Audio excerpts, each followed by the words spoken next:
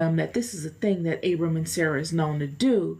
They're now making a name for themselves, and it's not such a good name anymore, about how they go and fool people into believing that Sarah is Abram's sister and Abram is Sarah's brother.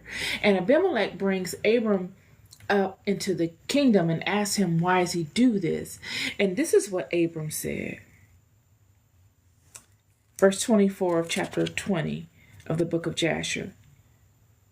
And Abimelech said to them, both Abram and Sarah, what is the work you have been doing in saying you are brother and sister? And I took this woman for a wife. And Abram said, because I thought I should suffer death on account of my wife.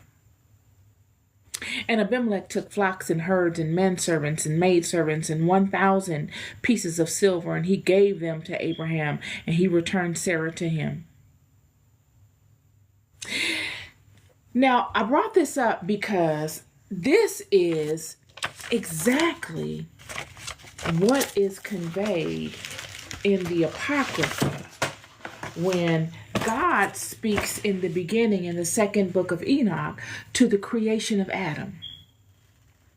I know I've spoken to this so many times, but I have to make mention of it in this Bible study. He speaks to this in chapter 30 of the second book of Enoch, verse 16. And I put sleep into him, and he fell asleep, and I took a rib from him and created him a wife, that death should come to him by his wife. So what we find here is Abram repeating something that God had already spoken to in the second book of Enoch. This is the creation of Adam.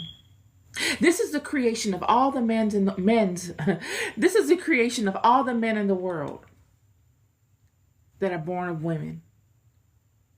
He's saying, I created her that death would come to man by way of her.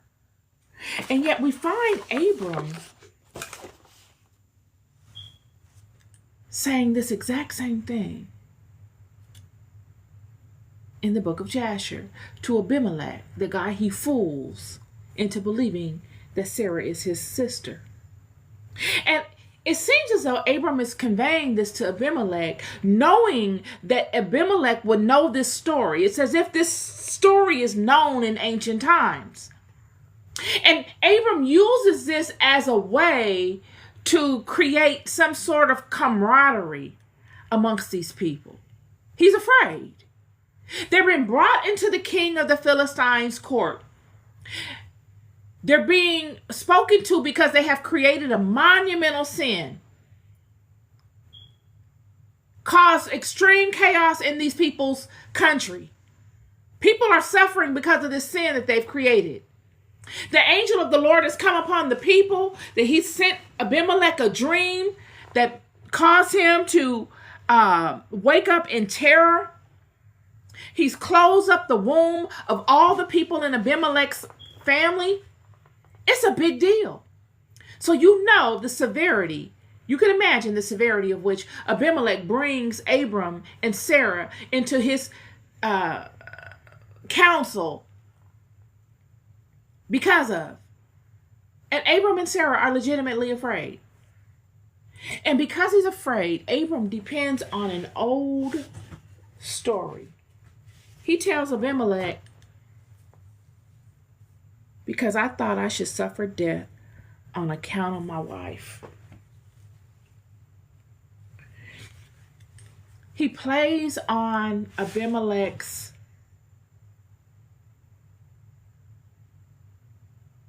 and every man's struggle since Adam. Abimelech will be able to understand. And Abram would legitimately be telling the truth. Because what we will see in the previous chapters that I just read to you, when Sarah comes to Abram and asks him to marry Hagar and to do all these things because of Sarah's self-doubt, so that she's included in Abram's promise, and Abram not listening to her, he takes upon the components that Adam would take upon when Eve came to him and told him to eat of the tree.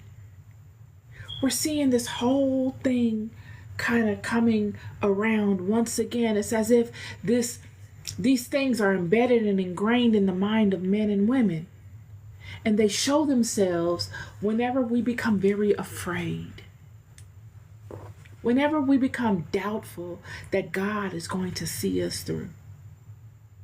Both Sarah and Abram take upon ideologies that Adam and Eve took upon when they were in the garden.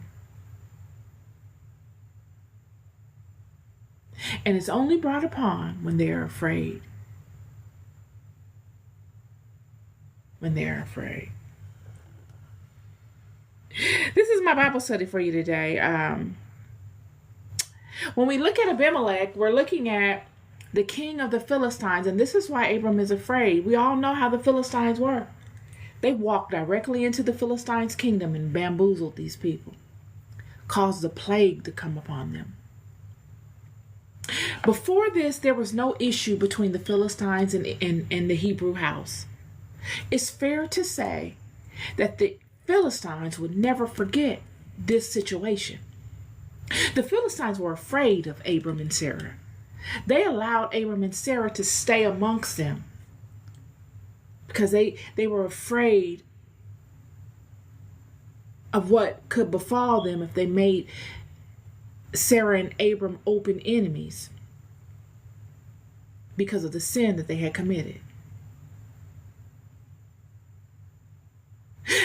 The plagues that were plagued by God upon the Philistines because of what Sarah and Abram did would not subside until Abram prayed to God to make them go away.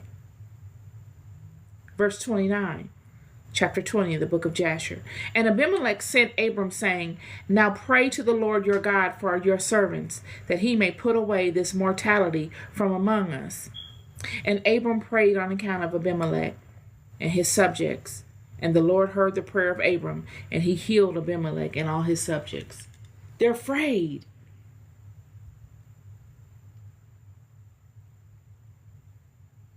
All of these people from Egypt to the Philistines are being held hostage by Abram and Sarah by way of the deception that they have created in making people indebted to them. None of these people would have ever welcomed them into the country. But through deception, they get into these places. And then through deception, they leave wealthier because the level of deception that they have invoked upon the people have spiritual ramifications. They use these people's love for their spiritual systems against them. If the Egyptians didn't have love and reverence for their spiritual systems, there wouldn't have been anything that Abram would have been able to do. It wouldn't have worked. They wouldn't have felt bad. They wouldn't have felt as if they needed to right a wrong, even though they didn't cause a wrong.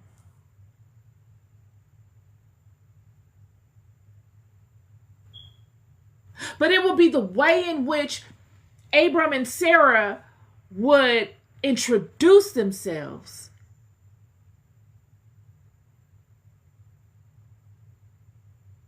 that would make those that allowed them